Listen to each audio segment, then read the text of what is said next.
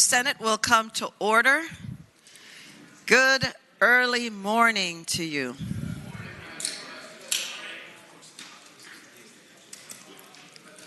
The senators will please take their seats.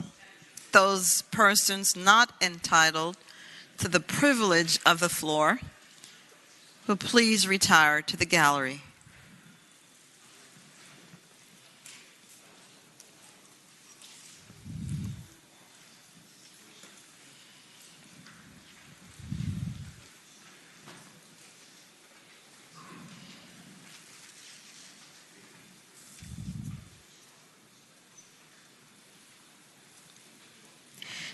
Now, will the senators and all in attendance please rise? We will be led in prayer this morning by the Reverend Dr. Stephen Starzer of Fairfield Presbyterian Church of Mechanicsville. He is accompanied by his son, Chad. Following the Pledge of Allegiance to the flag of the United States of America, we will be led in the Pledge of Allegiance by Lindley Griffin, who is the Deputy Director of Committee Operations and also the calendar clerk in the Senate Clerk's office. Thank you for allowing me to pray. Almighty God and Creator of us all, we live under the banner of Sic Semper Tyrannis, our declaration that no one should look down on another as something less. We recognize the fact that we are all created equal and no one is greater than another. We value each person. As Americans, and particularly as Virginians, we are enraged and heartbroken to witness the Russian boot kicking down the Ukrainian people. May the people of Russia rise in opposition to one whose tyranny strikes terror in people's hearts. May they someday live under the banner Sic Semper Tyrannis. Help us to learn from the unity of the Ukrainian people and their desire to protect freedom and democracy. Help those who are gathered in this august body to recognize that the differences which seem so great pale in comparison with our common love for freedom and democracy. Help us all to see that while we may be divided by the pathways to solutions, we are yet united in our love for the people of our country and our Commonwealth. Remind us that you are the only one with all the right answers, and that we need each other in order to form a more perfect union and a more perfect Commonwealth. I pray all this in the name of the one without whom nothing has been made. Amen. Amen. I pledge allegiance to the flag of the United States of America and to the republic for which it stands, one nation, under God, indivisible, with liberty and justice for all. Thank you.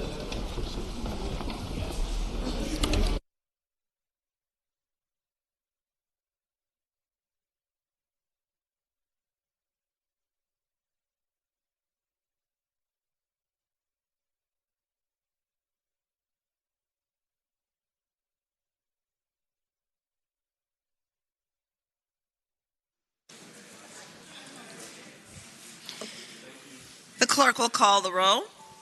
All those present, please vote aye.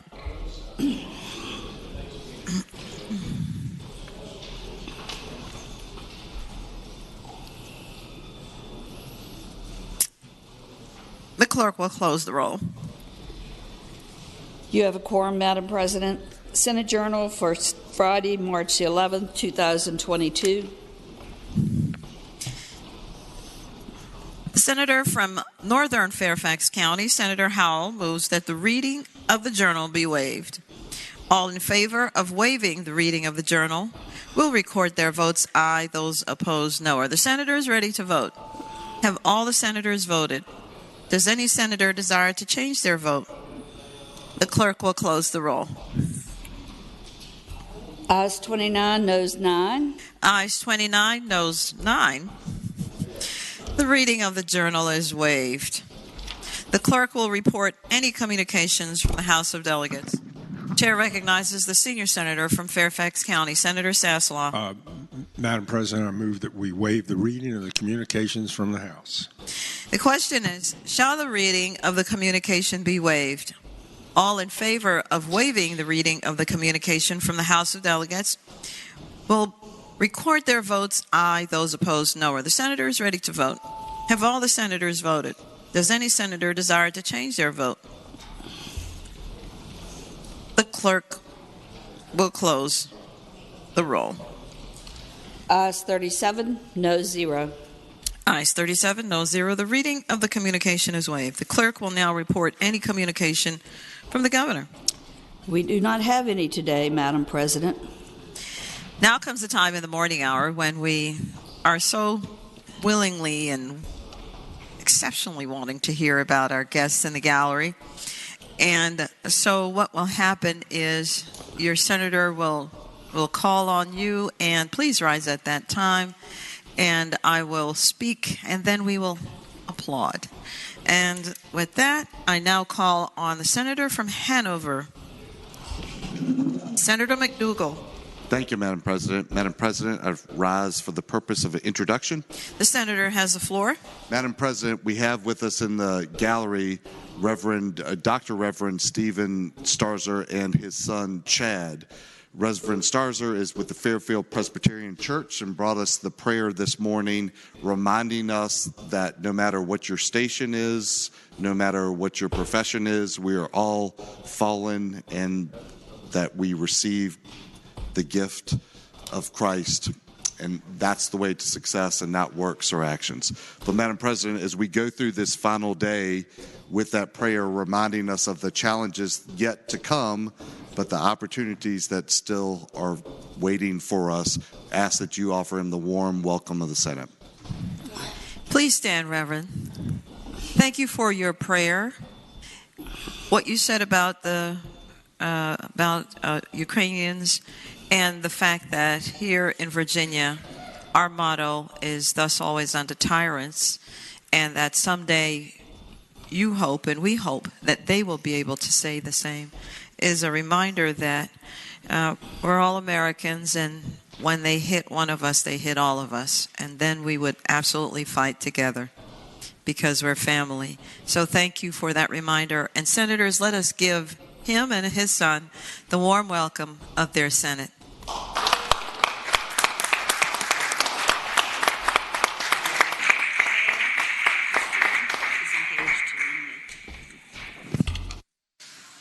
And we understand we may have a new member of the family, and yes, in the engagement. So we'll welcome you again once, I'm sure, Mr. Starzer.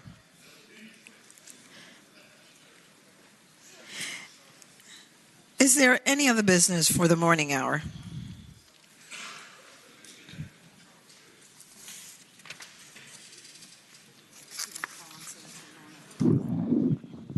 The chair now recognizes Senator Norman, the gentleman from James City County. An extraordinary good early morning to you, Madam President. A blustery good morning to you. Madam President, after the senior senator makes a motion, I would respectfully ask that the Senate Republican caucus immediately retire to its prayer room for some very meaningful and insightful and invigorating conversations.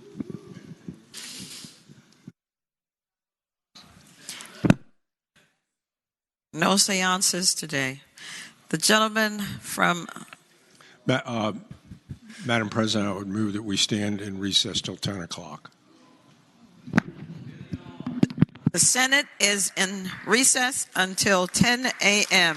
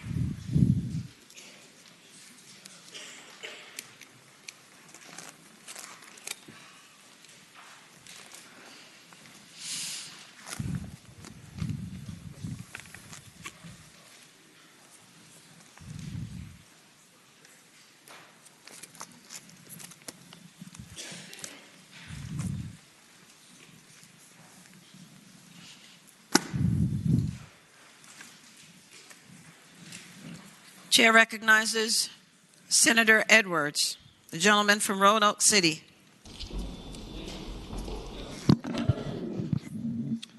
Madam President, I move the rules be suspended, the Committee on the Judiciary be discharged, and House Joint Resolution number 454 be taken up for immediate consideration.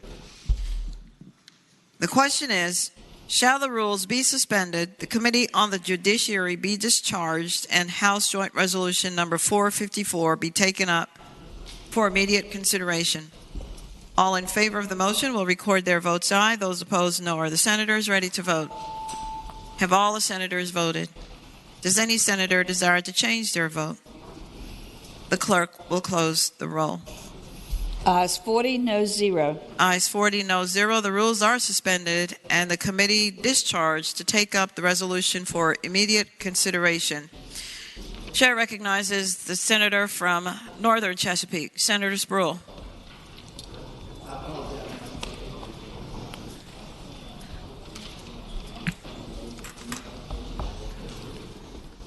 Chair again recognizes the senator from Roanoke City, Senator Edwards.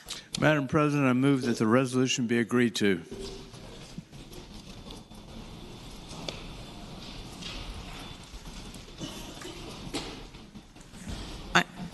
Does everyone have that resolution? I don't have a resolution.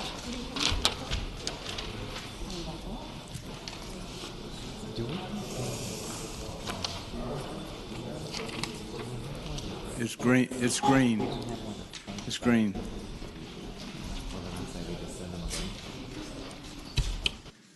What color are you working off of, Senator? The green? All right. The question is, shall the resolution be agreed to? All in favor of agreeing to the resolution will record their votes aye. Those opposed, no. Are the senators ready to vote? Have all the senators voted? Does any senator desire to change their vote? The clerk will close the roll. Ayes 40, no 0. Ayes 40, no. 40, no 0. The resolution is agreed to. Chair now directs the senator from Roanoke City, Senator Edwards, to inform the House of Delegates of the action of the Senate. The Senate will be at ease until the gentleman returns.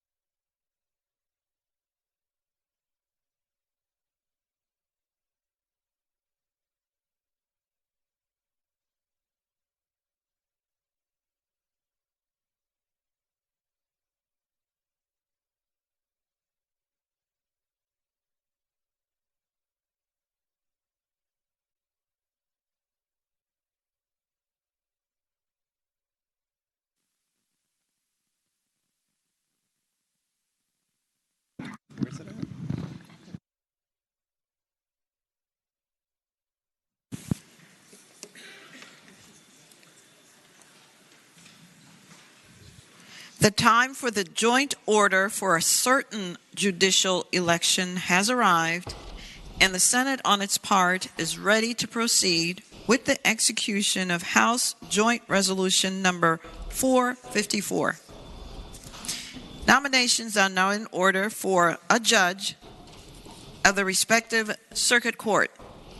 The chair recognizes the senator from Roanoke City, Senator Edwards. Madam President, I move that the rules be suspended, the Committee on the Judiciary be discharged from further consideration of the resolution, the readings of the title be waived, and Senate Resolution number 82 be taken up for immediate consideration. The question is, shall the rules be suspended, the Committee on the Judiciary be discharged from further consideration of the resolution, the readings of the title be waived, and Senate Resolution number 82 be taken up for immediate consideration? All in favor of the motion will record their votes aye. Those opposed, no. Are the senators ready to vote? Have all the senators voted? Does any senator desire to change their vote? The clerk will close the roll. Ayes 40, noes 0. Ayes 40, noes 0. The rules are suspended to take up the resolution for immediate consideration. Chair again recognizes the gentleman from Roanoke City, Senator Edwards. Madam President, I move that the resolution be agreed to. The question is, shall the resolution be agreed to? All in favor of the motion will say aye. Aye. Those opposed, no. The resolution is agreed to. Chair now directs the senator from Roanoke City, Senator Edwards, to inform the House of Delegates of the nomination that has just been made by the Senate. We will stand at ease until the House message is received.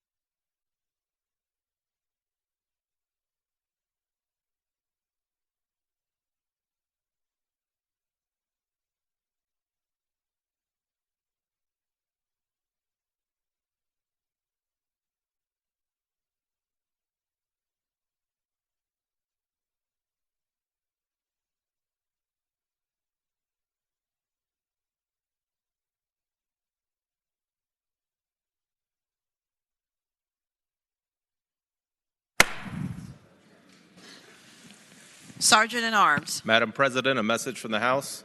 Please receive it. The delegate from Pennsylvania, Delegate Adams. Madam President, I've been directed by the Speaker of the House of Delegates to inform the Senate that the House has made a nomination pursuant to HJR 454 and requests the concurrence of the Senate. Thank you, Delegate. Pursuant to the order, the joint order, it is now in order that the roll be called.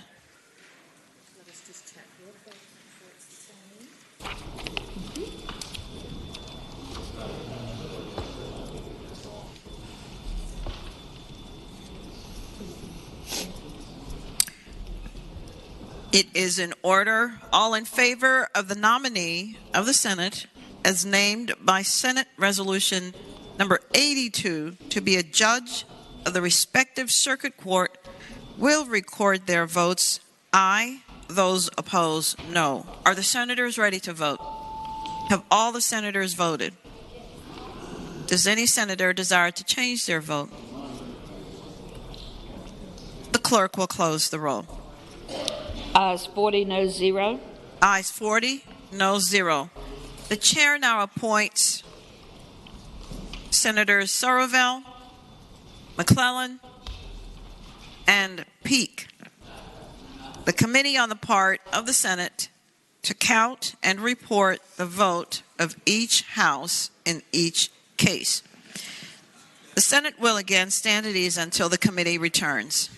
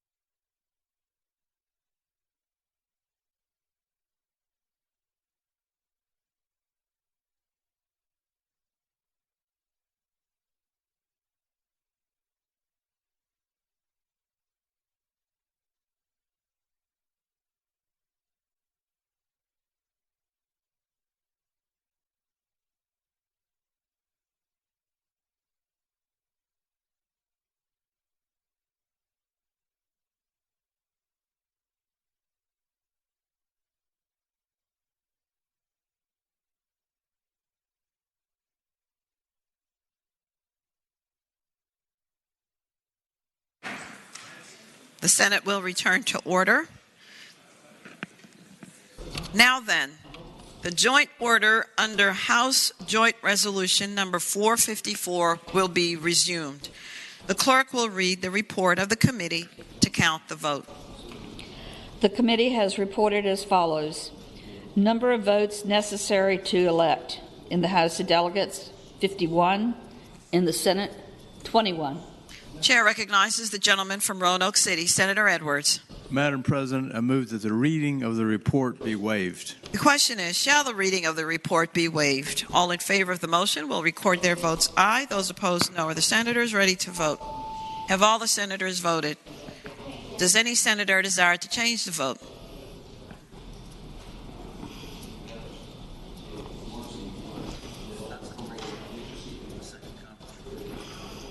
Senator Sassel.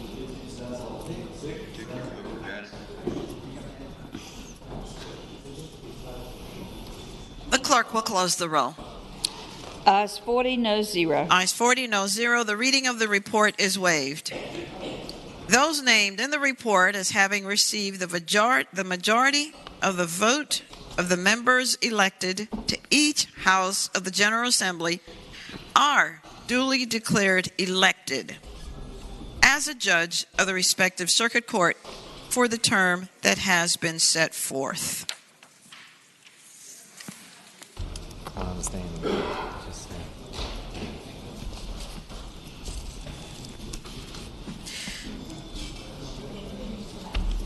Call the calendar. The clerk will now call the calendar.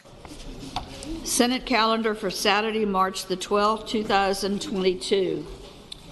On page 4, House Bill 346. The House insists on its request. has requested a second. I'm sorry? Has requested a second committee of conference. The House has requested a second committee of conference. Chair calls on Senator Pillion, the gentleman from Washington. Thank you, Madam President. I move to accede the request of the second committee of conference. The question is, shall the Senate accede to the second request for a committee of conference on House Bill 346? All those in favor of the motion will record their votes aye. Those opposed, no. Are the senators ready to vote? Have all the senators voted? Does any senator desire to change their vote?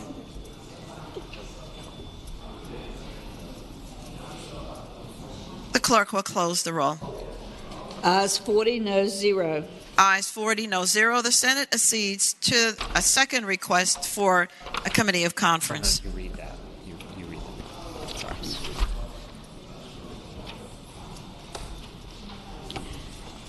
Conferees on the part of the Senate is named by the Chair of Education and Health, Senator Lucas, or Senators Pillion, McClellan, and Hashmi.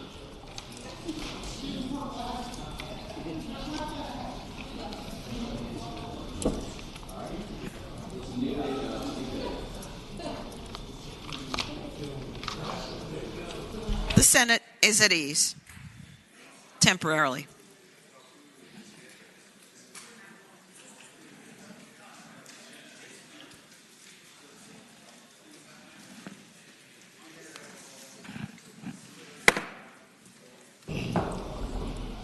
Madam Clerk. On page 25, the House has requested a second committee of conference on Senate Bill 598. Chair again recognizes Senator Pillion, the gentleman from Washington. Thank you, Madam President. I move that we accede the request of the second committee of conference. The question is, shall the Senate accede to a second request for a committee of conference on Senate Bill 598? All those in favor of the motion will record their votes aye. Those opposed, no. Are the senators ready to vote? Have all the senators voted? Does any senator desire to change their vote? The clerk will close the roll. Ayes 40, no 0. Ayes 40, no 0. The Senate accedes to the second request. Conferees on the part of the Senate is named by the Chair of Education and Health, Senator Lucas, or Senators Pillion, McClellan, and Hashmi. On page 21, Senate Bill 324. Okay. Just call. Thank you, Madam President. Chair recognizes Senator Vogel, the gentlelady from Fauquier. Thank you, Madam President. I move the Senate request a second committee of conference. You're receding. No, request. Just requesting. The question is, shall the Senate request a second committee of conference on Senate Bill 324? All those in favor of the motion will record their votes aye. Those opposed, no. Are the senators ready to vote? Have all the senators voted? Does any senator desire to change their vote? The clerk will close the roll. Ayes 40, noes 0. Ayes 40, noes 0. The Senate request is granted. On page 5 of the calendar, House Bill 383, conference report.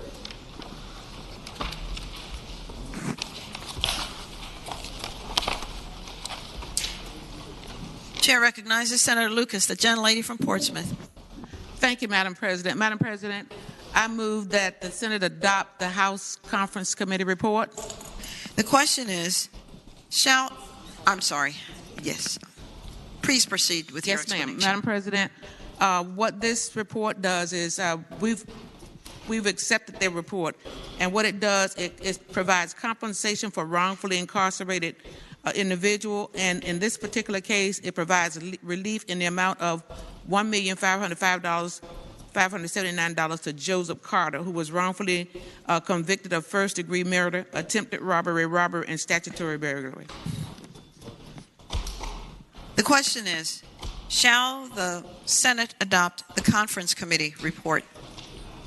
All in favor of the motion will record their votes aye. Those opposed, no. Are the senators ready to vote? Have all the senators voted?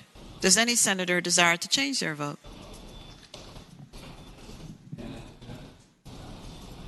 The clerk will close the roll. Ayes 40, noes 0. Ayes 40, no 0. The Senate adopts the conference committee report. On page 5, conference committee report on House Bill 385. Chair recognizes Senator Lucas, the senator from Portsmouth. Yes, ma'am. Madam President, I move that the Senate adopt the conference committee report from the House. And speaking to that, the senator has the floor. Madam President.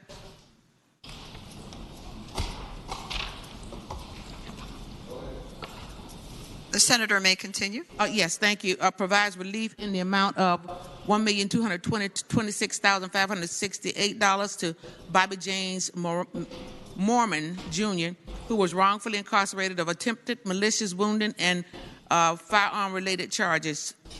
And so with that, Madam President, I move that we adopt the report. The question is, shall the Senate adopt the conference committee report? Those in favor of the motion will record their votes aye. Those opposed, no. Are the senators ready to vote? Have all the senators voted? Does any senator desire to change their vote? The clerk will close the roll. Ayes 40, noes 0. Ayes 40, no 0. The Senate conference committee report is adopted. On page 5, House Bill 394, conference report. Chair recognizes again Senator Lucas, the gentlelady from Portsmouth. Thank you, Madam President. Madam President, I move that the Senate adopt the conference committee report from the House. Speaking to that, Madam President. The senator may continue. This provides relief in the amount of $1,784,390 to Emerson Eugene Stevens, who was wrongfully convicted of murder. The question is, shall the Senate adopt the conference committee report? Those in favor will record their votes aye. Those opposed, no. Are the senators ready to vote? Have all the senators voted? Does any senator desire to change their vote?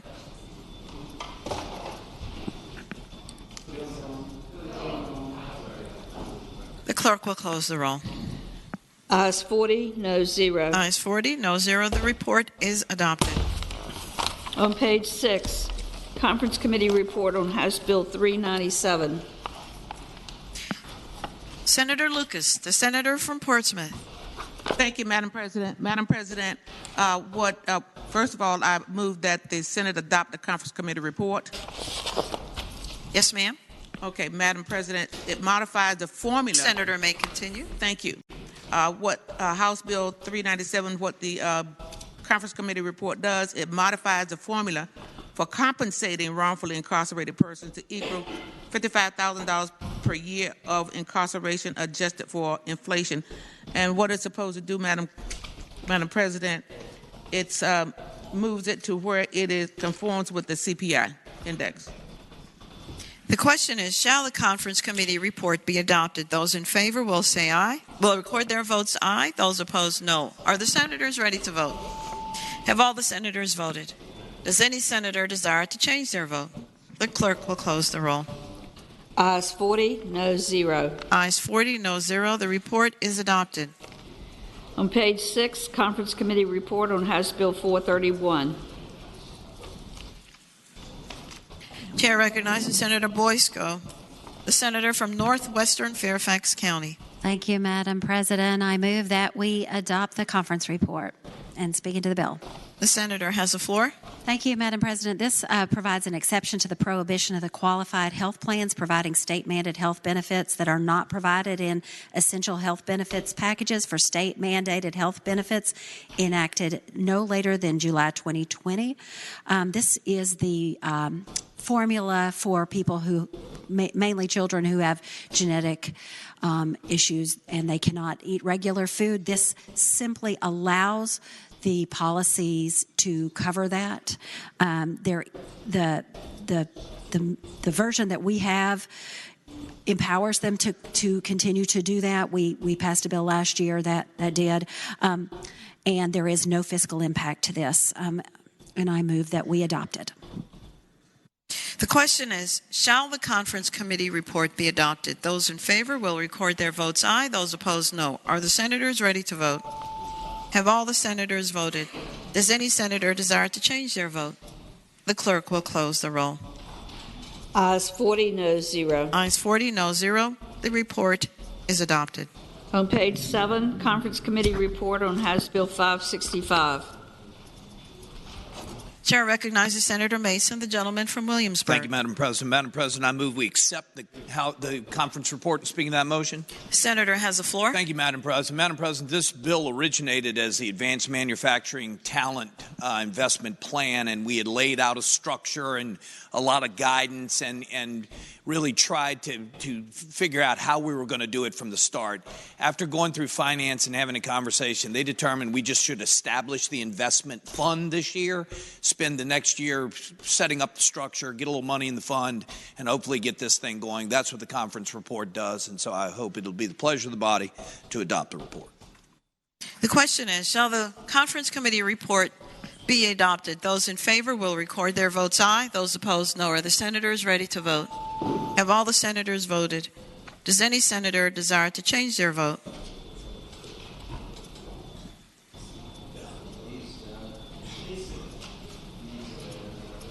The clerk will close the roll. Ayes 40, no 0. Ayes 40, no 0. The report is adopted. Page 9, Conference Committee report on House Bill 734. Chair recognizes Senator Saravell, the gentleman from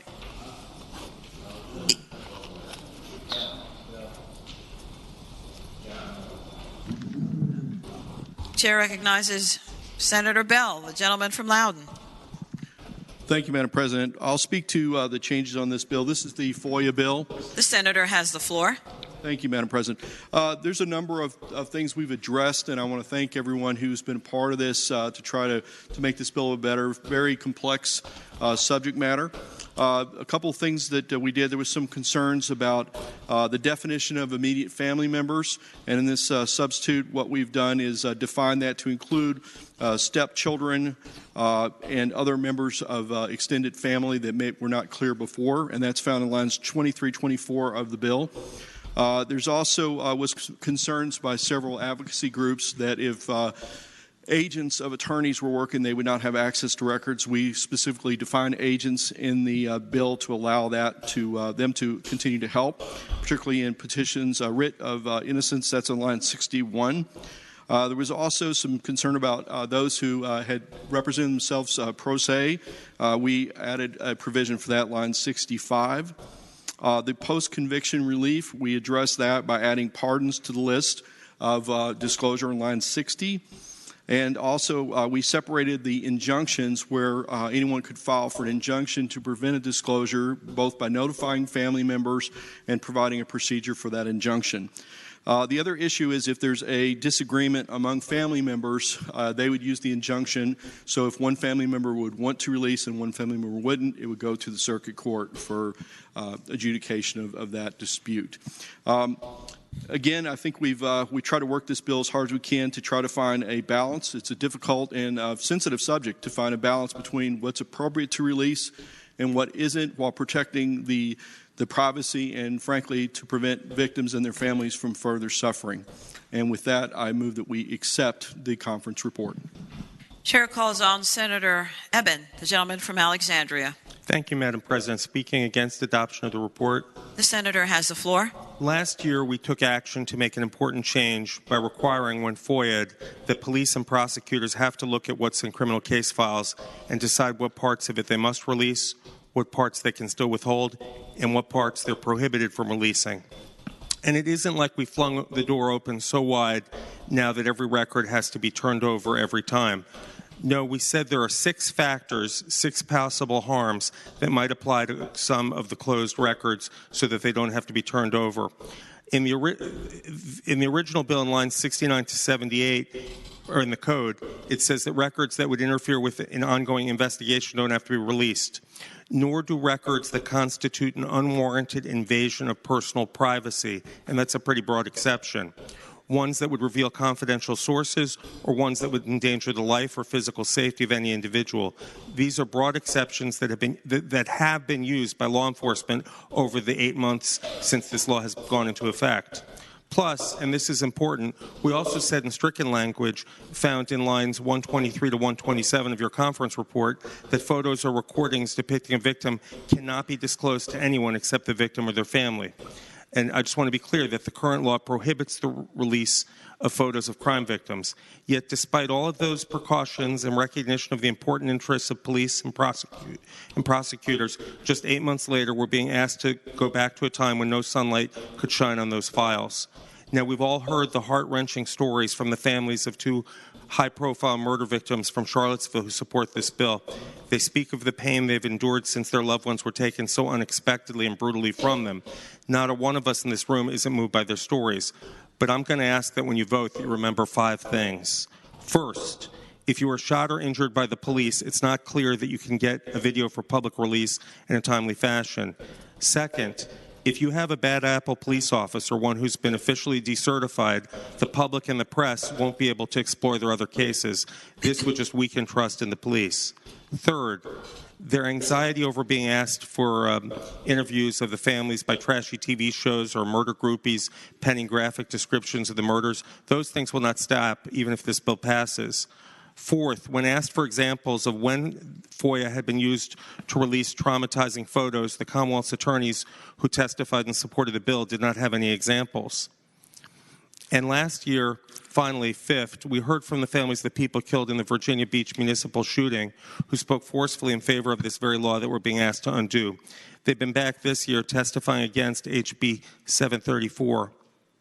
Why is that, you might ask? This bill says victims have to be given the files. What do they have to complain about? These victims recognize there's a greater public interest in learning what happened. They realize that without transparency, there can be no trust. They realize that eyes other than their own might look at these files and see something that others have missed.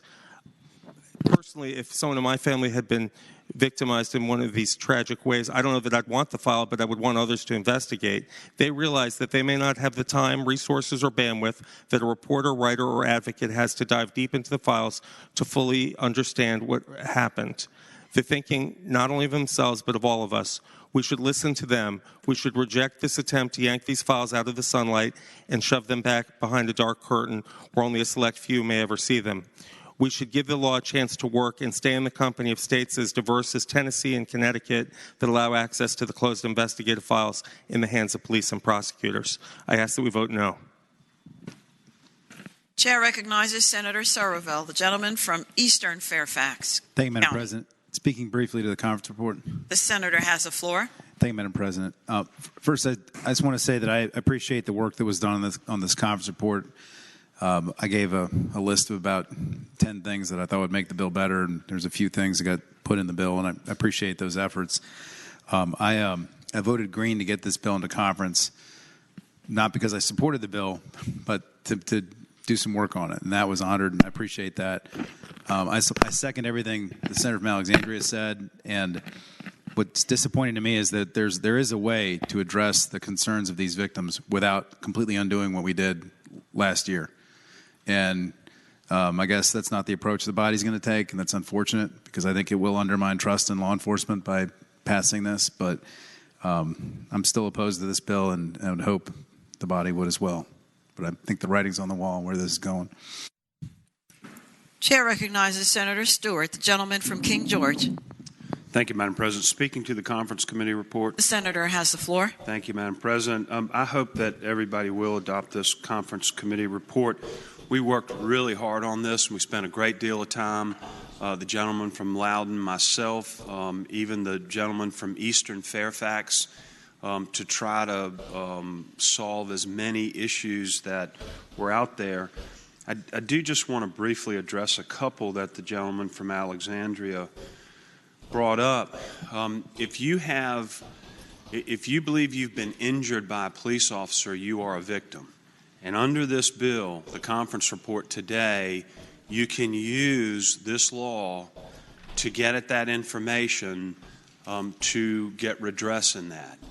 If you want to sue a police officer for a civil suit, you can use this law, the conference report, to view the information in the file as long as it's a closed case, which is the way the law is today. And then once you file suit, and all you need to know is the information is in there.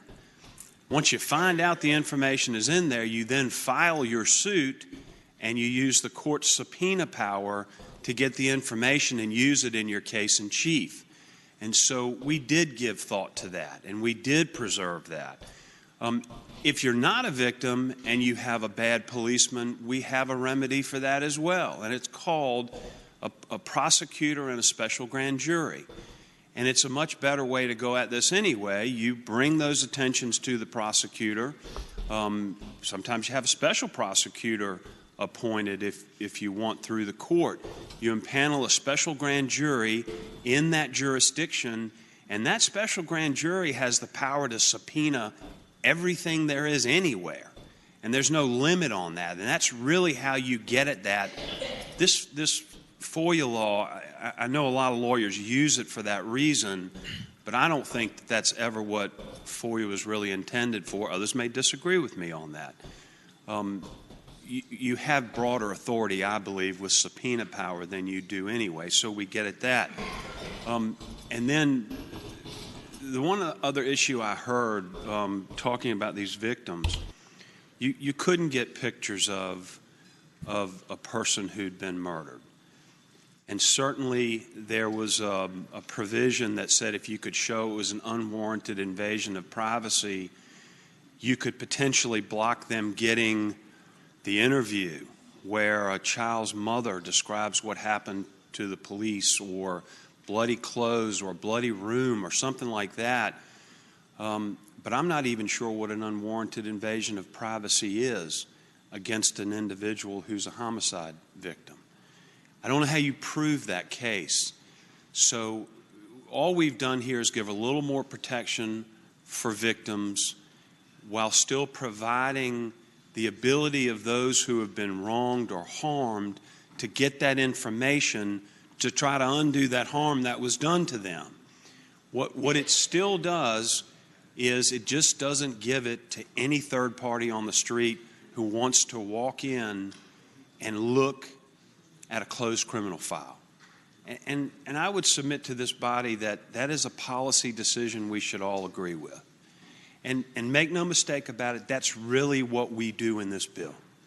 We say as a policy decision that everybody just doesn't need to see the details in that closed criminal file. But you can still get it if you have a need or a purpose for it. So with that, I hope we'll adopt the conference committee report. Chair recognizes Senator Eben, the gentleman from Alexandria again. If no one else wishes to speak. The senator has the floor. I just want to point out something the gentleman from King George said. He pointed out if you're the victim of a police shooting that you have to get a subpoena to get the videotape released. You'd have to file a lawsuit that can take months. I'd like to see the harm of what's come from this law in the last 8 months. What did we do 8 months, over the last 8 months that this law has been in effect? Where is the harm? Where is the harm? And I don't see any. And I think the sunlight can only do better things for us and for our society and for trust. Thank you.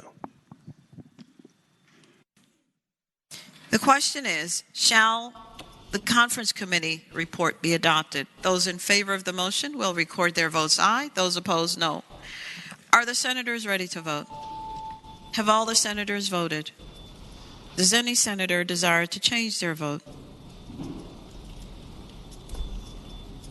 The clerk will close the roll. Ayes 25, noes 15. Ayes 25, noes 15. The report is adopted. On page 9, House Bill 740. Conference report. Chair recognizes Senator Sorreville, the gentleman from Eastern Fairfax County. Thank you, Madam President. I move the conference report and speaking to that motion. The senator has the floor. So, ladies and gentlemen, this is the catalytic converter bill, the first of two conference reports you're going to see on this. If you all remember, the House basically wanted to make everything a felony, and we wanted to basically create a way to have people that conspire to be charged with misdemeanor offense. And the compromise we basically reached here says that if you tamper with a catalytic converter under the tampering law, that will be a Class 6 felony. And then we have language in there that the pawn shops have, or that similar to pawn shop language, that the part suppliers have to keep a record so you can see where these things came from. I've been getting actually messages this morning in my own district about Prius catalytic converter thefts going on all over. So this is a real problem, and we needed to come up with a solution, because when one of these is stolen, it costs you about $4,000 to get your car fixed, but the part itself isn't worth $1,000. And I think this compromise we reach is a good compromise. And I think this is something everybody will be talking about in their letters back to their constituents about one of the things we fixed this session. So I hope we can adopt it. The question is, shall the conference committee report be adopted? Those in favor will record their votes aye. Those opposed, no. Are the senators ready to vote? Have all the senators voted? Does any senator desire to change their vote? The clerk will close the roll. Ayes 40, noes 0. Ayes 40, noes 0. The report is adopted. On page 10, Conference Committee report on House Bill 837. Chair recognizes Senator Marsden, the gentleman from Western Fairfax County. Thank you, Madam President. I move that the conference report be adopted. And speaking to that motion. The senator has the floor. Thank you, Madam President. It's a changing world. It used to be when we were growing up, you had grocery stores and you had restaurants. They were different things, and now they are hybrids. We have restaurants in grocery stores.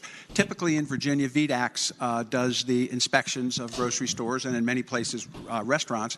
But there are 5 localities who have adopted their own ordinances for dealing with restaurants and restaurants that are within the confines of a grocery store. It has led to 2 different regimes conducting inspections. This is designed to deal with that.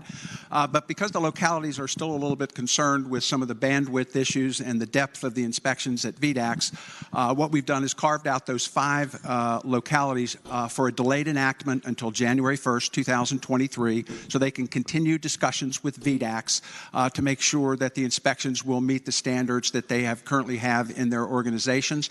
VDAX is adding personnel to meet the challenge.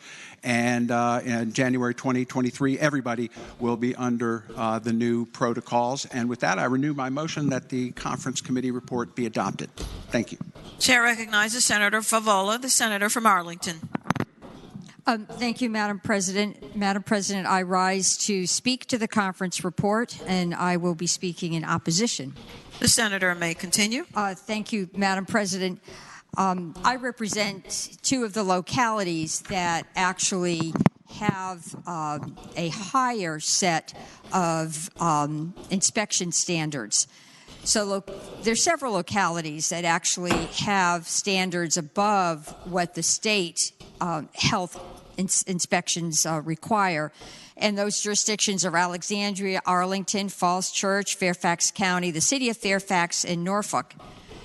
And even though there's a delayed enactment, the intent and the language in this bill would bring these jurisdictions under the state standard. And that's where the rub is. These jurisdictions have many grocery stores that sell hot retail food, like Costco, for example. And what we have found, and this is data that I was given by our counties, many of my counties, but let me just point out the Fairfax Health District. We have 589 retail food operations, and VDAX inspected 288 more than a year ago. The current law requires that VDAX inspect once a year. Well, that didn't happen for 288 of the retail food operations in Fairfax. And in fact, some of our retail food operations weren't in, the last inspection by VDAX was 2019. So, in my view, this is putting the cart before the horse. We are establishing a standard where several of our jurisdictions have a higher standard. As far as I know, we have not considerably increased the inspection personnel at VDAX, and we don't have the resources to really maintain the high standard of public health. And that's what this is. When you go to purchase food, you want to ensure that the food items were stored at the appropriate temperature, that cleanliness met the highest standards because you are actually consuming that food. And without having the resources dedicated, without having some guarantee that the work group, in fact, will actually try to meet the local standards, my jurisdictions are very, very opposed to this. And lastly, I will just say this is not about collecting a local fee through inspections, because the local fee is capped at $40 and the locality cannot collect that local fee if VDAX has actually done the inspection for that year. So with these concerns, with my greatest respect to the conferees, I am voting no, and I would ask those of you who are concerned about local control to vote no as well. Thank you, Madam President. Chair recognizes Senator Peterson, the senator from Fairfax City. Thank you, Madam President. I want to thank the gentlelady for her comments, and I'll make this real quick. I mentioned earlier. For what purpose does the gentleman rise? Speak in favor of the conference report. The senator may continue. I had a sort of a oration I made a few weeks ago about we ain't special. We ain't special in Fairfax either. And the bottom line is I've talked to the business community up there, and they would prefer to have a consolidated authority, which is what they're going to get under the conferee's report. I think Senator Morrison's done an excellent job of finding a balance here. And the bottom line is this is a finite group of businesses that have a restaurant on site at a grocery store. Every other county in the state's figured out that VDAX is going to regulate this. They shouldn't have to have two sovereigns regulating them. It's not fair to that business. So I hope we support the conference report. The question is, shall the conference committee report be adopted? Those in favor will record their votes aye. Those opposed, no. Are the senators ready to vote? Have all the senators voted? Does any senator desire to change their vote? The clerk will close the roll. Ayes 30, noes 10. Ayes 30, noes 10. The report is adopted.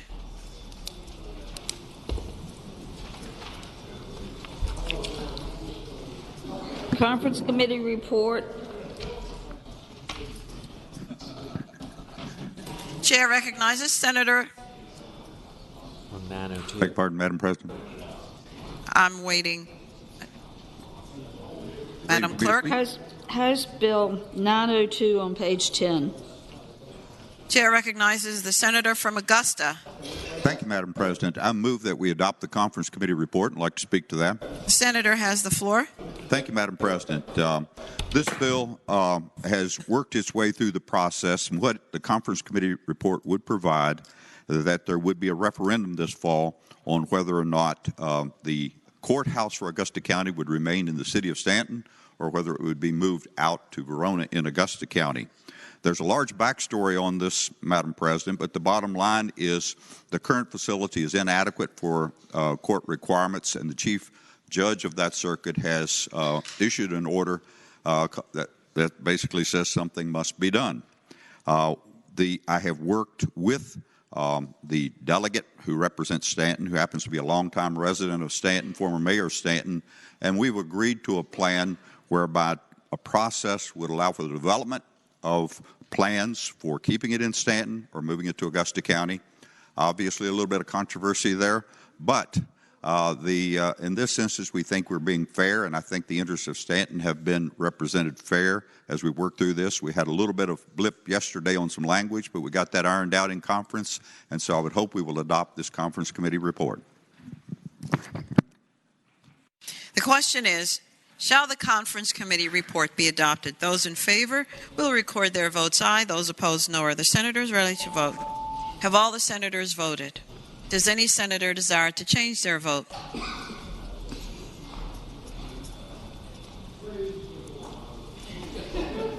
The clerk will close the roll. Ayes 38, noes 2. Ayes 38, noes 2. The report is adopted.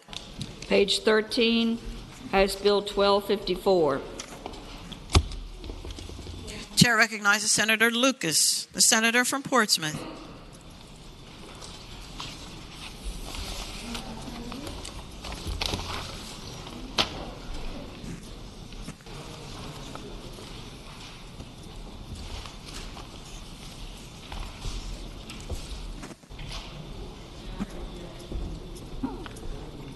So can we come back to this after we finish the House bills? It just seems like hurry. Thank you, Madam President. I have so many of them. Madam President, I move that the Senate agree to the Conference Committee report.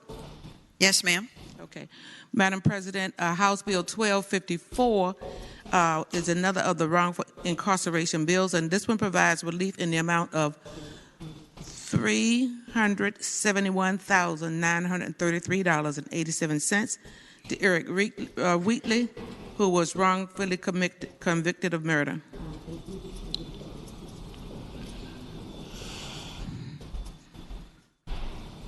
The question is, shall the Conference Committee report be adopted? Those in favor will record their votes aye. Those opposed, no. Are the senators ready to vote? Have all the senators voted? Does any senator desire to change their vote? Was it that 87 cents that put it over the line to get this? That was the one. The clerk will close the roll. Ayes 40, noes 0. Ayes 40, no 0. The report is adopted. Page 13, Conference report on House Bill 1255. Chair recognizes the senator from Portsmouth, Senator Lucas. Thank you, Madam President. Madam President, I move that the Senate adopt the Conference Committee report. Speaking to that motion. The senator may continue. Yes, ma'am, Madam President. This one provides relief in the amount of $1,097,980 to Lamar Barnes, who was wrongfully convicted of murder, malicious wounding, and the use of a firearm in the commission of a felony. The question is, shall the Conference Committee report be adopted? Those in favor will record their votes aye. Those opposed, no. Are the senators ready to vote? Have all the senators voted? Does any senator desire to change their vote? The clerk will close the roll. Ayes 40, no 0. Ayes 40, no 0. The report is adopted. On page 14, conference report on House Bill 1263. Chair recognizes Senator Lucas again, Senator from Portsmouth. Thank you, Madam President. First, I move that the Senate adopt the conference committee report. And speaking to that motion? The senator has the floor. Yes, ma'am. Madam President, this was a relief bill that was put in by Sally Hudson, and it provides relief in the amount of $249,000 and $249,000, $294 to Paul Jonas Crum Jr., who was wrongfully convicted of obstruction of justice charges. And if I need to repeat that amount again, it's $249,044. The question is, shall the conference committee report be adopted? Those in favor will record their votes aye. Those opposed, no. Are the senators ready to vote? Have all the senators voted? Does any senator desire to change their vote? The clerk will close the roll. Ayes 40, no 0. Ayes 40, no 0. The report is adopted. Page 14, conference report on House Bill 1270. Chair recognizes Senator Morrissey, the junior senator from Richmond. Thank you, Madam President, and good afternoon to you. Good afternoon. Madam President, I move that the Senate agree to the conference report on House Bill 1270 and speaking to that measure. The senator has the floor. Thank you, Madam President. Madam President, most of you recall that at the genesis of this bill, it directed the Department of Social Services to submit to the U.S. Department of Agriculture a request for a waiver to allow individuals who were in custody but about to be released to secure a waiver.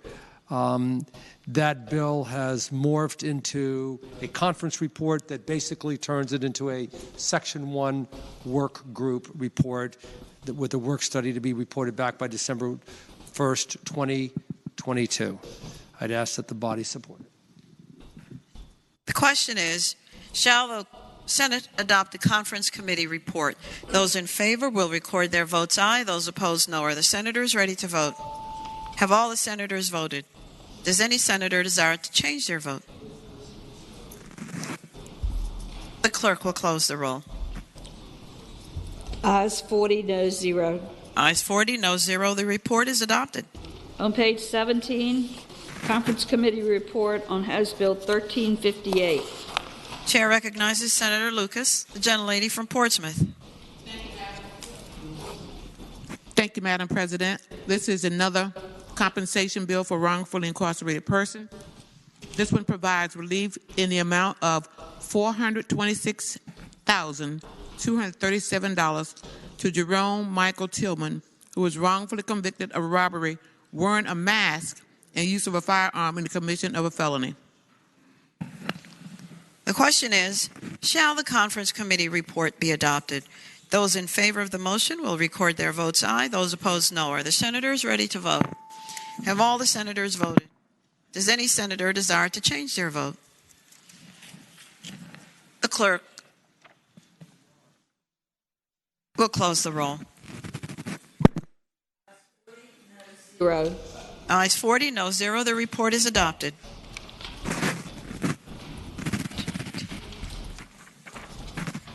On page 17, conference committee report on House Joint Resolution 16.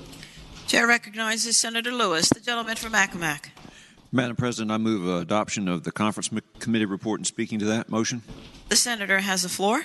Madam Chair, Senate Joint Resolution 35 left here in a little bit more of an ambitious fashion than the conference report returns and sought to expand the writ of the Joint Subcommittee on Recurrent Flooding, which has been in existence for some years, to make it more, like we have done with a host of other resiliency efforts, to make it more applicable to inland flooding and riverine flooding in all areas of the Commonwealth.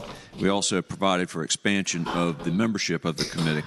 In any event, the joint conference report has come back, and what we've agreed upon is to rename the committee, go from the Joint Subcommittee on Recurrent Flooding to the Joint Subcommittee to the Joint Subcommittee on Recurrent Flooding from the Joint Subcommittee on Coastal Flooding.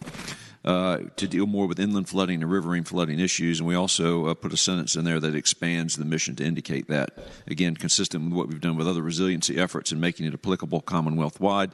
So I would renew my motion that we adopt the conference report. The question is, shall the conference committee report be agreed to? All in favor of the motion will say aye. Those opposed, no. The conference committee report on House Joint Resolution 16 is agreed to. On page 21, Senate Bill 324. Senate Bill 324. Chair again calls on the senator from Fauquier, Senator Vogel. Thank you, Madam President. Back to Senate Bill 324. I move that we accede to the request for a second committee of conference. This is the second time you've heard me make this motion, but I needed to make it again. Thank you, Madam President. The question is, shall the Senate accede to the Committee on Conference, the second request for a committee of conference? Those in favor of the motion will record their votes aye. Those opposed, no. Are the senators ready to vote? Have all the senators voted? Does any senator desire to change their vote? The clerk will close the roll. Ayes 40, no 0. Ayes 40, no 0. The Senate accedes. Conferees on the part of the Senate is named by the Chair of General Laws and Technology, Senator Barker, or Senators Vogel, Eben, and Stewart. On page 19, Conference Committee report on Senate Bill 78.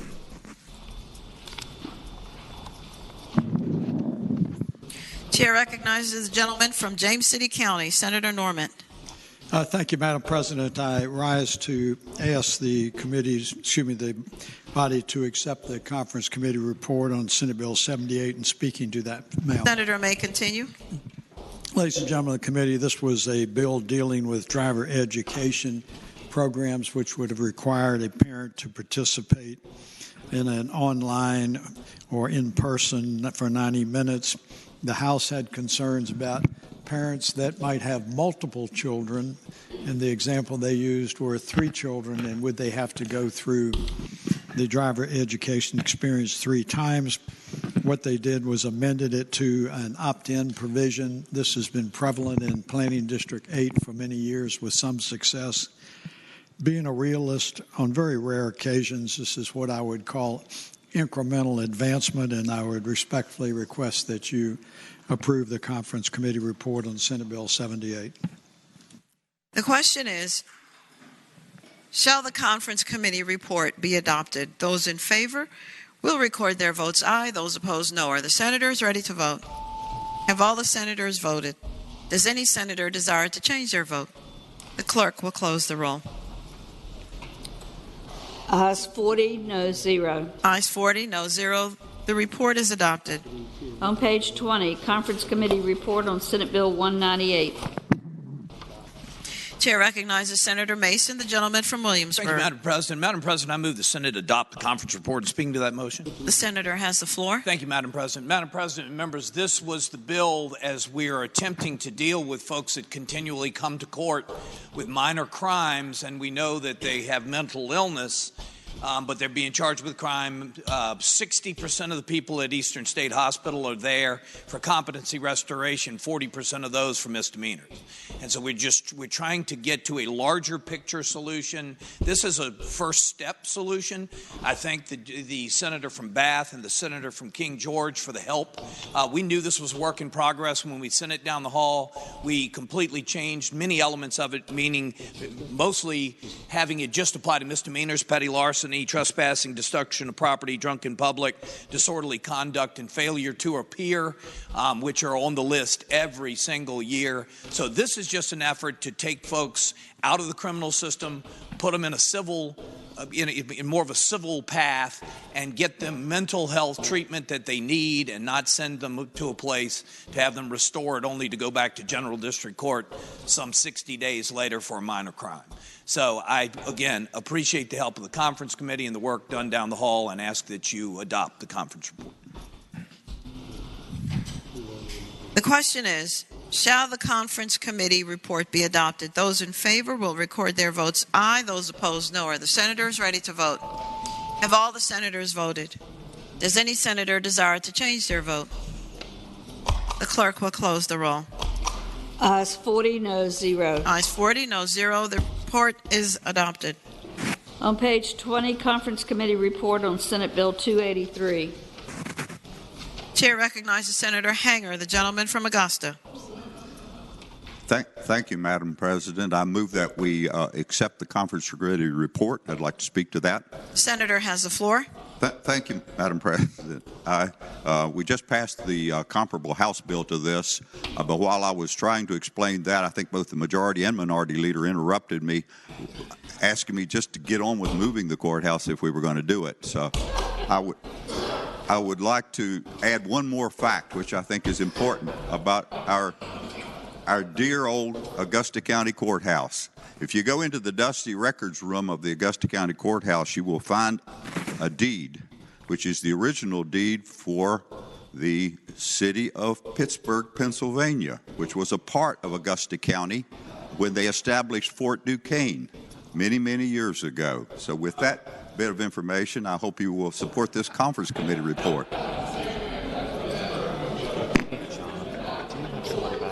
The question is, shall the Conference Committee report be adopted? Those in favor will record their votes aye. Those opposed, no. Are the senators ready to vote?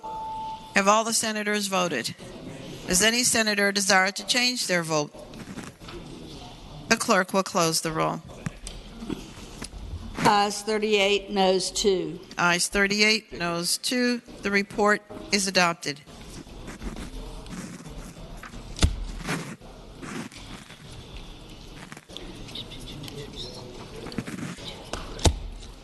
On page 23, conference report on Senate Bill 449. Chair recognizes Senator Boysko, a gentlelady from northwestern Fairfax County. Thank you, Madam President. We just passed HB 431 a second ago. The conference report is exactly the same. This is the formulas for those who cannot digest regular food, allowing the health insurance companies to continue doing that, and I so move that we pass it. The question is, shall the Conference Committee report be adopted? Those in favor will say aye. Those opposed, no. Are the senators ready to vote?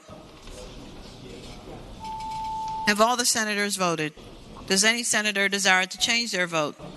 The clerk will close the roll. Ayes 40, no 0. Ayes 40, no 0. The report is adopted. On page 23, Conference Committee report on Senate Bills 471. Chair recognizes the senator from Richmond, senior senator, Senator McClellan. Madam President, I asked that this could go by temporarily. I'm hoping for an epiphany. Without objection, Senate Bill 471 goes by temporarily. On page 26, Conference Committee report on Senate Bill 672. Chair recognizes gentlelady from Enrico, Senator Donovan. Thank you, Madam President. I move that we adopt the committee conference report. We adopted the House version. The senator has the floor. Thank you, Madam President. We adopted this yesterday. This is the pharmacy scope bill without the testing in it, and that's the conference consensus. Thank you, Madam Chairman. The question is, shall the Conference Committee report be adopted? Those in favor will record their votes aye. Those opposed, no. Are the senators ready to vote? Have all the senators voted? Does any senator desire to change their vote? The clerk will close the roll. Ayes 40, no 0. Ayes 40, no 0. The report is adopted. On page 26, Conference Committee report on Senate Bill 685.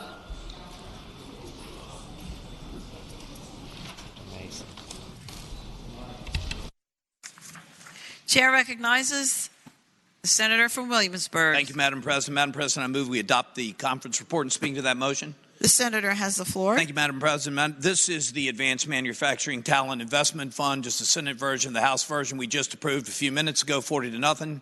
I wish I had a cool factoid and tidbit to spice it up like the gentleman from Augusta, but I don't, so I'll just ask you to vote yes.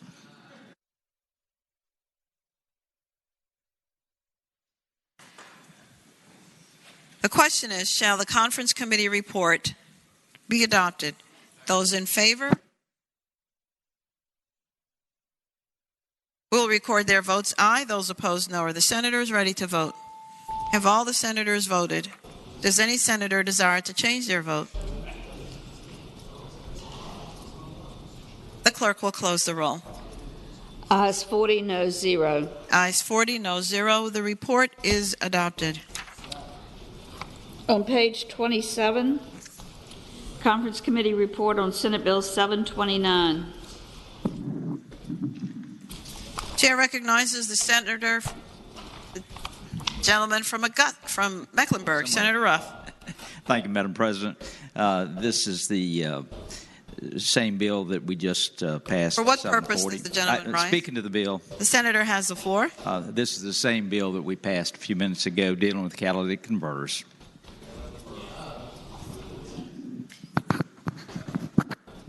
Chair recognizes the gentleman from Eastern Fairfax County, Senator Surville. I would move that we adopt the conference report.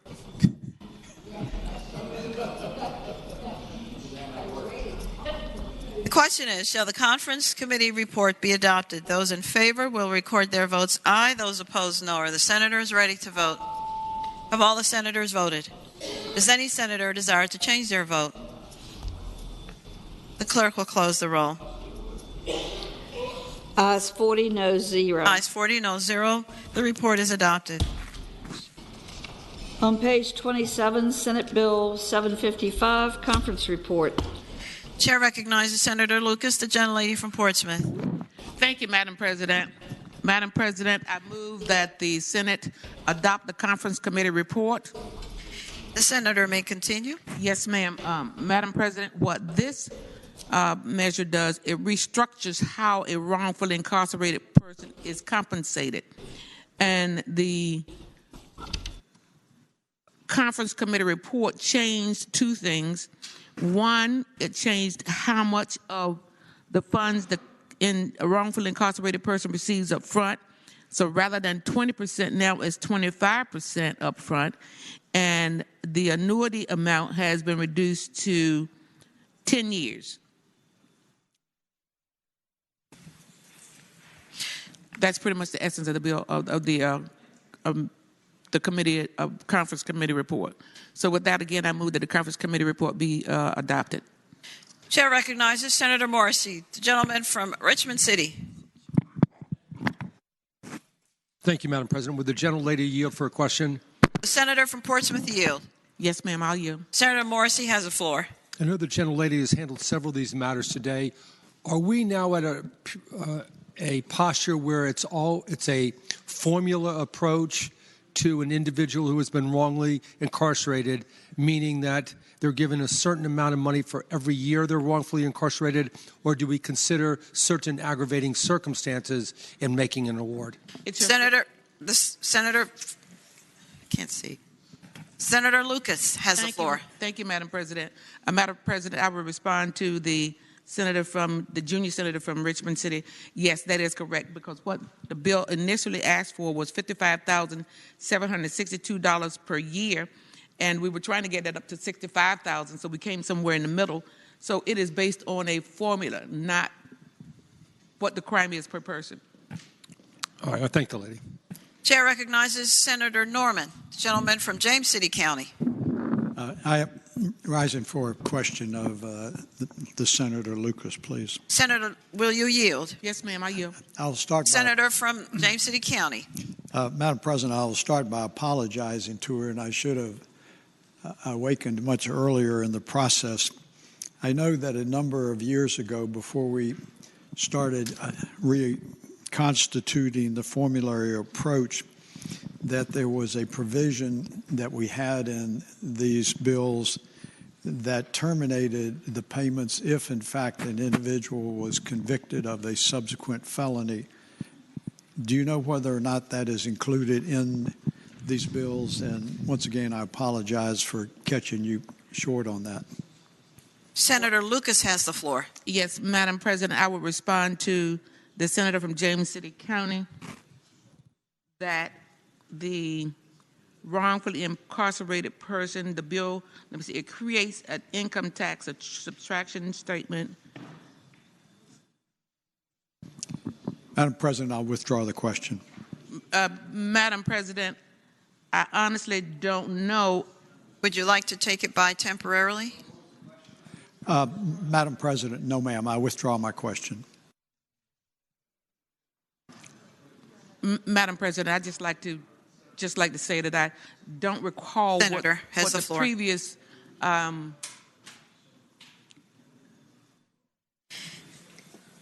Senate will come to order.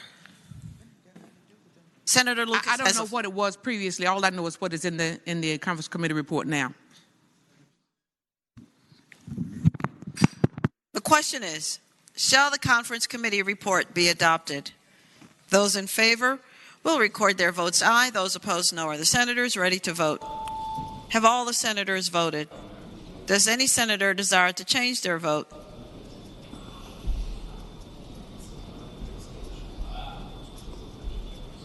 The clerk will close the roll. Ayes 36, noes 4. Ayes 36, noes 4. The report is adopted. On page 27, Senate Joint Resolution 10, Conference Committee report. Chair recognizes the senator from Eastern Fairfax County, Senator Sorovell. Thank you, Madam President. I would move the Conference Committee report and speak to that motion. The senator has the floor. Ladies and gentlemen of the Senate, this bill is basically the pandemic autopsy study. You might recall that the bill, when it went to the House, had, I think, 5 and 5. And then when it came back, they decided that 4 senators are worth 6 delegates. And the conference report retains that balance, but allows each caucus to veto any recommendation of the study. They also wanted to tell us which committees our people had to come from, so we just took out all that so that the senator from Hampton basically gets to decide who sits on it, and the speaker decides, but it doesn't matter which committee they're on. Otherwise, it's completely unchanged. But that's basically what the conference report does that's different from the one that you already voted on, I believe, and passed unanimously. Hope we'd adopt the report. The question is, shall the conference committee report be adopted? Those in favor of the motion will say aye. Aye. Those opposed, no. The motion is adopted. Conference Committee report on page 28 on Senate Joint Resolution 35. Chair recognizes Senator Lewis, the gentleman from Accomack. Madam President, I move adoption of the conference report and speaking to that motion. The senator has the floor. Madam President, the conference report for Senate Joint Resolution 35 is identical to the conference report we just voted on a few minutes ago for House Joint Resolution 16, and again renames the Coastal Flooding Joint Subcommittee and also expands its writ to consider inland flooding and riverine flooding. So I'd move adoption of the conference report. Question is, shall the conference committee report be adopted? Those in favor will say aye. Aye. Those opposed, no. The conference committee report is adopted. Memorial resolutions. Just read it. Senate Resolution 83, celebrating the life of Mary McLeod Woodruff. Chair recognizes Senator Vogel, the gentlelady from Fauquier. Thank you, Madam President. I move that the resolution be agreed to. The question is, shall the resolution be agreed to? Those in favor will stand.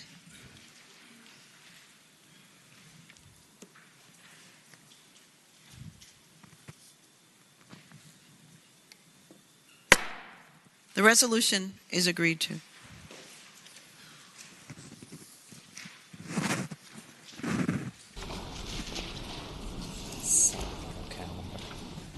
On your supplemental calendar memorial resolution, House Joint Resolution 448, celebrating the life of the Honorable Flora Lynette Davis Crittenden. Chair recognizes Senator Locke, the gentlelady from Hampton. Thank you, Madam President. I move that House Joint Resolution 448 be agreed to, and speaking briefly to that resolution. The senator has the floor. Thank you, Madam President. Mrs. Crittenden was a teacher and guidance counselor in the Newport News public school system for 32 years. In 1986, she was elected to the Newport News City Council, where she served for 4 years. She also served as the campaign manager for Bobby Scott when he ran for the House of Delegates.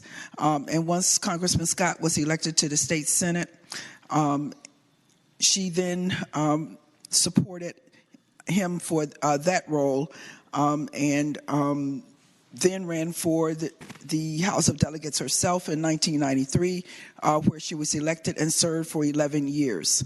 Mrs. Crittenden was a very humble, quiet, and unassuming individual. She served on the Education, Privileges, and Elections and Chesapeake and its tributaries committees, and was a very strong champion for improvements in education, public health, and public transportation. When she decided not to run for re-election in 2003, she went back to Newport News and became more engaged in the community there, where she served as the chair of the board of Christopher Newport University. In Newport News, the Flora D. Crittenden Middle School for Science and Mathematics is named in her honor. Thank you, Madam President. I move that the resolution be agreed to. All those in favor of agreeing to the memorial resolution, please rise.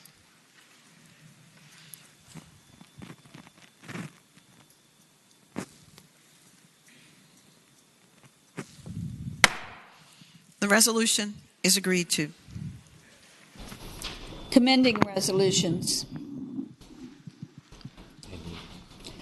House Joint Resolution 453, commending the Cadet and the Cadet Foundation. Chair recognizes Senator Sasslaw, the gentleman from Fairfax County. Madam President, I move that HJ 453 be agreed to.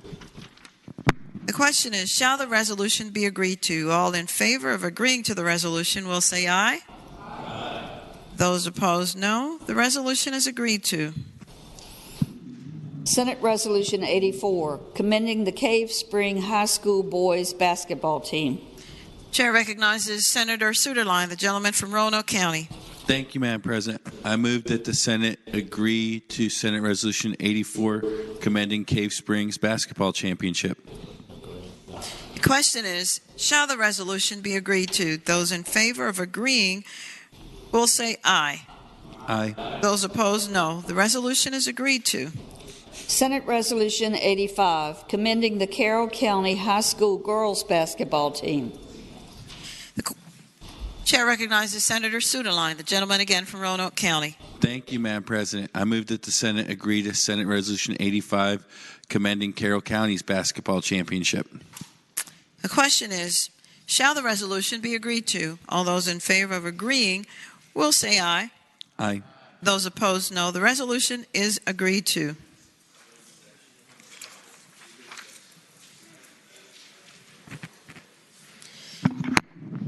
Chair recognizes the senior senator from Fairfax County, Senator Sasslaw. Madam President, I move that the Senate stand in recess till 1:15.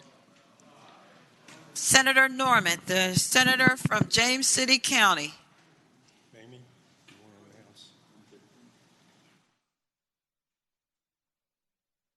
Chair recognizes Senator Locke, the gentlelady from Hampton.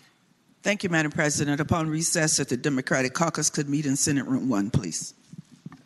And now the senator from James City County. Thank you, Madam President. Rise for announcement, please. The senator may continue. Ladies and gentlemen of the Senate Republican caucus, I believe it is time for us to have another prayer session. So if you would timely retire down to the prayer room, I'd be most appreciative. Where the Spirit moves. The Senate is in recess.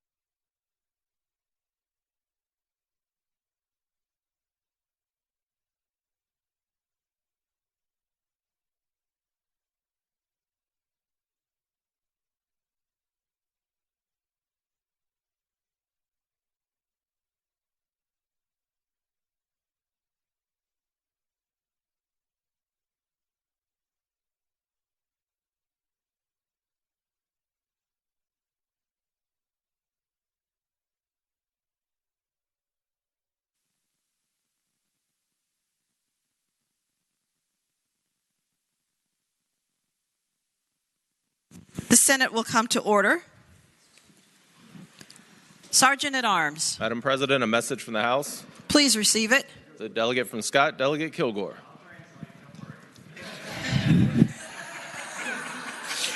Madam President, I've been directed by the Speaker of the House of Delegates to inform the Senate that the House has agreed to H.J.R. 455 relating to continuing legislation to a special session and request the concurrence of the Senate. Thank you, Delegate.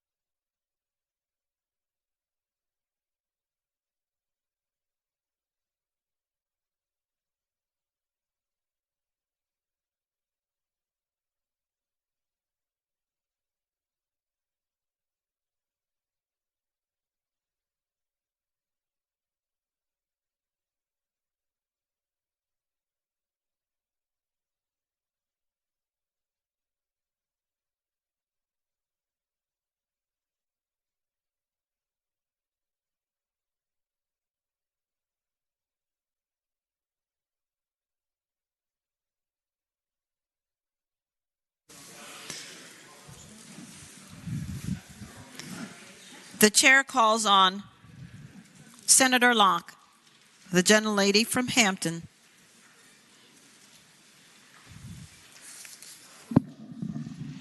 Thank you, Madam President. I move that we suspend the rules, discharge the Committee on Rules, and waive the second reading and take up the resolution for immediate consideration.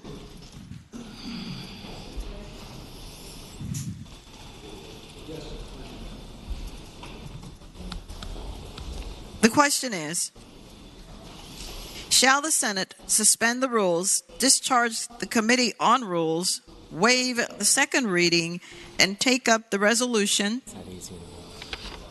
455 for immediate consideration? All those in favor will record their votes aye. Those opposed, no. Are the senators ready to vote? Have all the senators voted? Does any senator desire to change their vote? The clerk will close the roll. Ayes 40, no 0. Ayes 40, no 0. The rules are suspended. The Committee on Rules is discharged. The second reading is waived, and we will take up the resolution for immediate consideration. The clerk will read the title. House Joint Resolution number 455, providing for legislation to be carried over from the 2022 regular session to a 2022 special session of the General Assembly.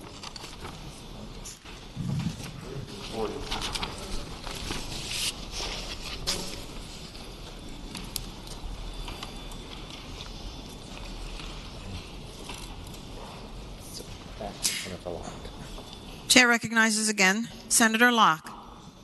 Thank you, Madam President. I move that House Joint Resolution 455 be agreed to, and speaking to that. The senator has the floor. Thank you, Madam President. As indicated, this joint resolution moves all bills that are left in conference over from the regular session to the 2022 special session that will be called by the governor. And again, I move that the resolution be agreed to. The question is, shall House Joint Resolution number 455 be agreed to? All those in favor of the motion will record their votes aye. Those opposed, no. Are the senators ready to vote? Have all the senators voted? Does any senator desire to change their vote? The clerk will close the roll. Ayes 40, no 0. Ayes 40, no 0. House Joint Resolution 455 is agreed to. Would you direct Senator Locke to inform the House of Delegates?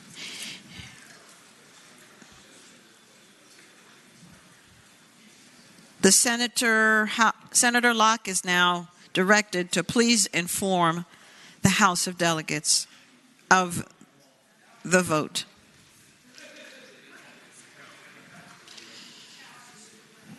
The Senate will be at ease until the senator returns safely.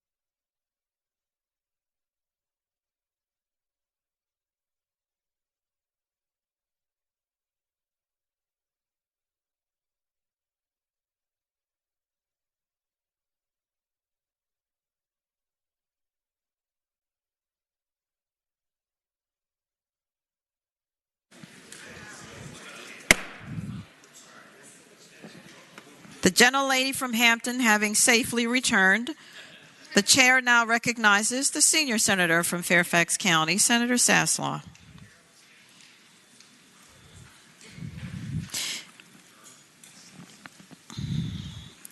HB 29 and 30.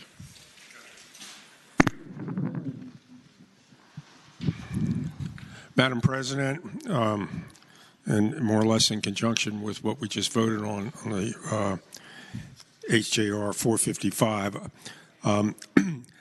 I would move that HB 29, there's two motions, HB 29 and HB 30 be continued to the 2022 special session. The question is, shall House Bill 29 and House Bill 30 be continued to a 2022 special session? All in favor of the motion will say aye. Aye. Those opposed, no. The ayes have it. The bills are continued. Chair again recognizes the senior senator from Fairfax County, Senator Saslaw. Madam President, I now move that all House or Senate bills pending in conference committee be continued to the 2022 session. The Senate will be at ease temporarily. I think he knows that. Yeah. Senator Sorovell is about to tell us which bill needs to come out of the list that we have now.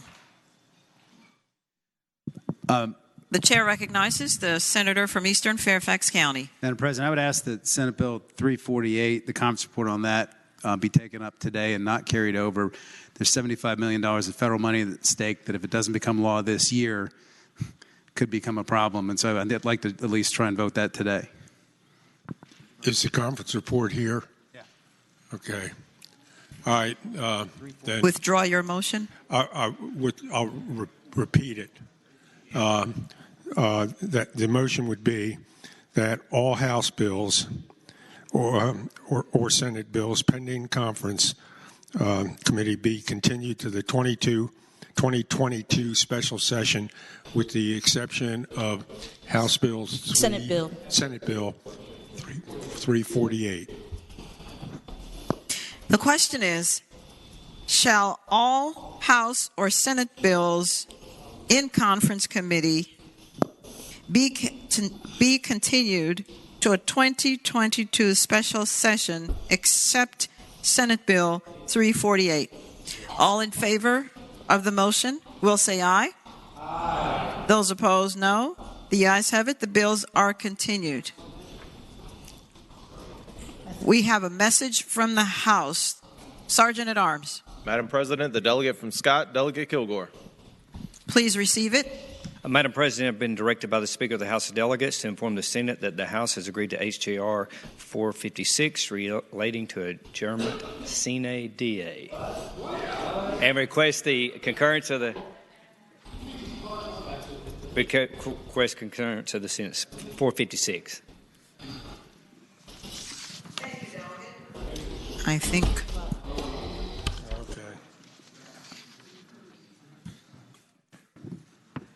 It's 455.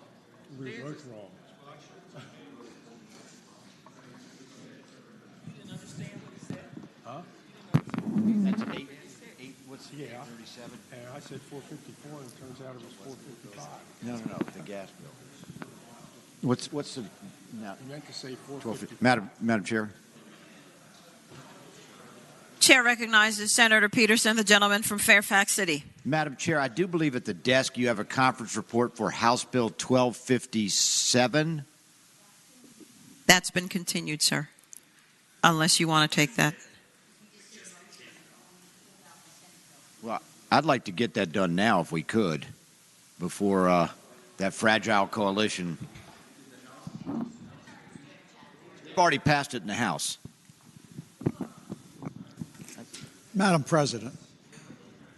The chair recognizes the senator from James City County. Madam President, I'm very respectful that there are quite a number of members of the Senate that have conference committees that are in process. There are some are here and that, in fact, they would like them considered. there is no harm coming unless there is an immediate financial consequence that will result from us not acting on them. Let's get out of here. All right. Madam Chair, I'll withdraw my motion. I just okay, fair enough. I give up.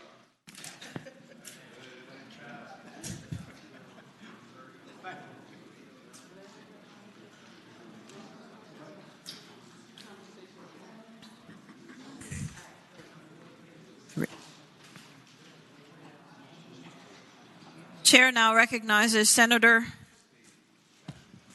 1 second. As you were. Chair now recognizes again Senator Sorovell, the gentleman from Eastern Fairfax County.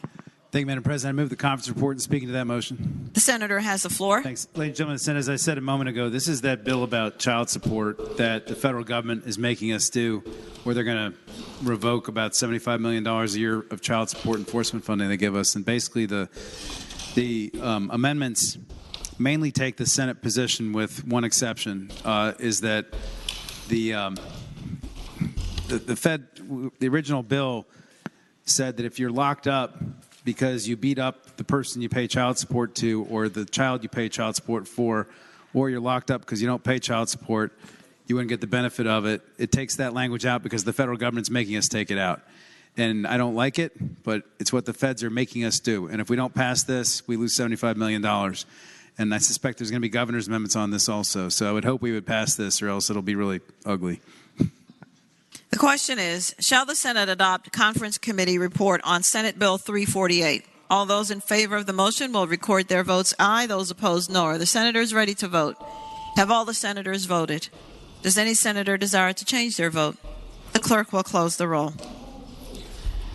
Ayes 40, no 0. Ayes 40, no 0. The conference committee report is agreed to.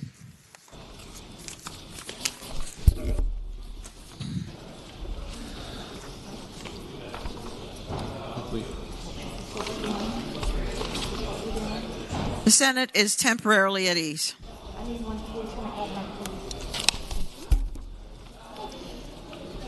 Do we have one more?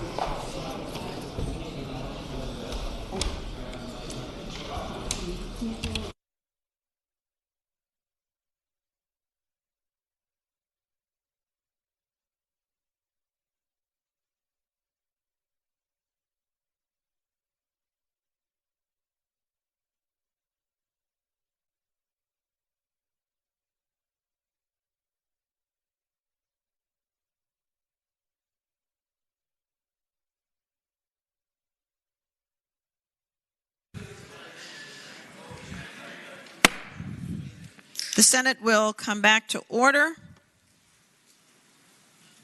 We heard the message from the House.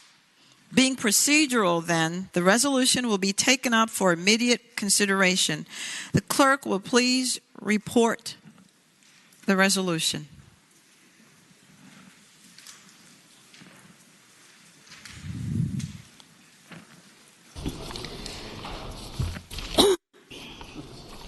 House Joint Resolution number 456, adjournment sine die. Whereas the House of Delegates and the Senate are ready to adjourn sine die, now therefore be it resolved by the House of Delegates, the Senate concurring, that a committee of 6 on the part of the House of Delegates and 5 on the part of the Senate be appointed to inform the governor that the regular session of the 2022 General Assembly is ready to adjourn sine die and to inquire if he has any communication to make.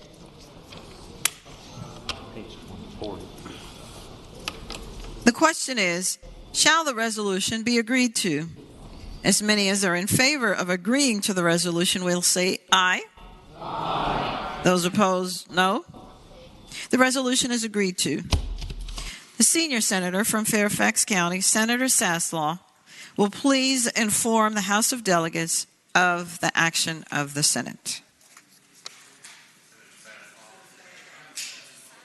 You need papers.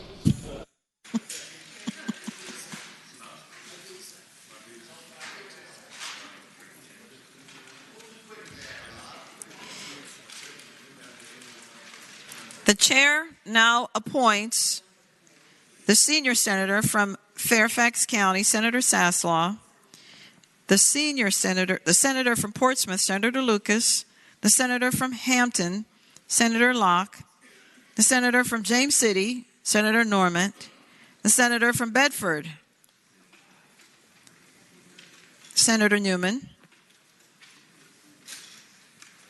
The senator from James City, Senator Normant. The senator from Washington, Senator Pillion. As the committee on the part of the Senate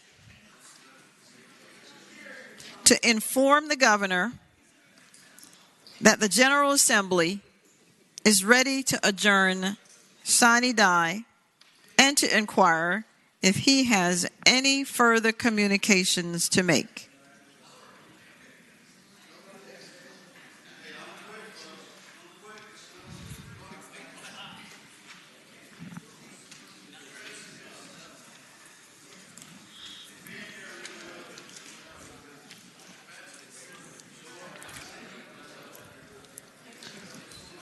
The Senate will be at ease until the senators return.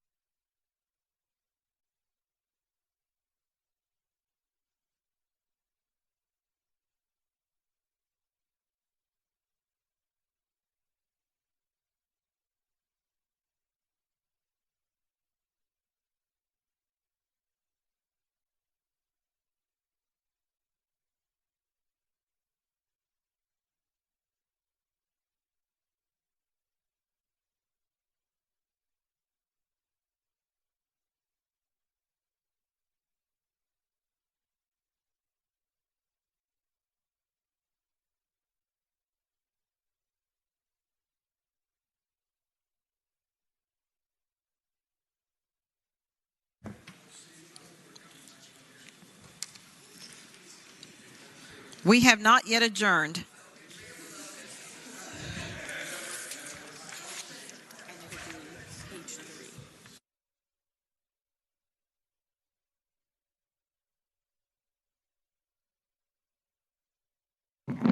Recognizes the President pro tempore. Thank you, Madam President. Madam President, I move that the Senate do now adjourn sine die. The question is, shall the Senate adjourn sine die? As many as are in favor of the motion to adjourn sine die will say aye. Aye. Those opposed, no. I don't want to be uncertain. The ayes have it. The motion is agreed to. The Senate is adjourned sine die.